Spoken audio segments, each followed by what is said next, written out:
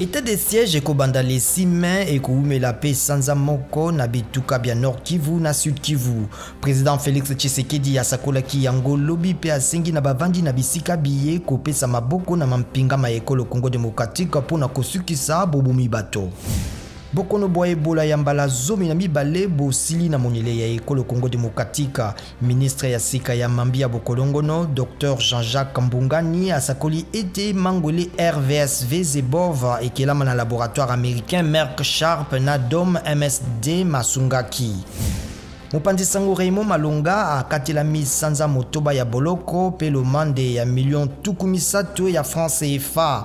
Mokambi ya hebdomadaire satirique Sel Piment akangamaki na sanza ya mibale na mbeto ya l'hôpitalo pona kopalela moko na bapesi toli ya président Denis Sassou Nguesso na kopengwisa misolo. Tribunal ya grande instance ya Kinshasa Gombe epesi mposo moko na ngambo ya Kalev Motondo sima na bobandi bosambisi.